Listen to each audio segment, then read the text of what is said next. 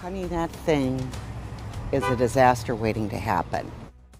I mean, it's run down and ragged. The old hospital at the edge of the Irish Channel in New Orleans is not just an eyesore, it's also a safety hazard, according to city leaders. And they insist they're doing all they can to try and get the owners to act before the situation gets even worse. And here is WDSU's Travers Mackle with the frustrations and concerns at the old Sarah Mayo Hospital in this WDSU Investigates report, Crumbling Hope.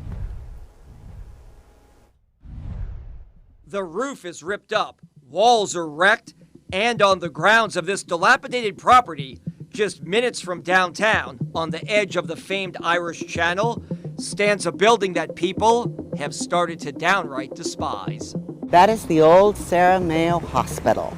But there's no healing here anymore. It's been shuttered for decades. Paula Carson walks her dogs past it every day. Honey, that thing is a disaster waiting to happen. No disaster, but recently dangerous debris fell from the top, prompting city leaders to put up these barricades along the sidewalk on Jackson Avenue so no one walks near this part of the building. Come on.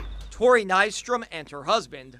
I would guess anybody who's trying to go up toward the property, they don't know what's going to happen, what's going to fall down, and I wouldn't want to get near it. They're new residents to the neighborhood. We were a little surprised when we moved in and kind of navigated the area a little bit, but kind of just try and avoid walking over there. The children do go up there to tag it, and they go up there to party, and it is a hazard. One City Hall is well aware of. There is no excuse for this, and it is just very, very frustrating. New Orleans Councilman Jay Banks represents the area around the old Sarah Mayo Hospital. I was born in that hospital. His district also covers the neighborhood where the decaying Plaza Tower stands. WDSU Investigates first talked with him in May about the deteriorating conditions at the property and the city's seeming inability to force some action. Days after our reports aired, debris fell from the Plaza Tower, injuring one person and shutting down some major streets in that area for weeks. Banks says the situations are somewhat similar, as both buildings are privately owned. The Kalis Family Real Estate Group owns this one. There's nothing that we can force them to do. They still got rights. This is America. But it appears that the city has applied some pressure.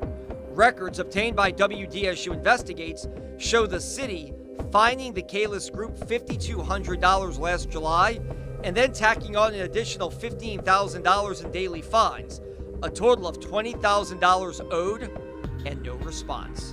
They haven't told me anything because I haven't had a conversation. We've made calls and have gotten no return calls. So we went to the Kalis family office where a spokesperson showed us some artist drawings and insisted they're planning to develop the property. Had it not been for COVID, they'd be under construction right now. They have plans developed, they have all the permitting they need, they are anxious to get it going.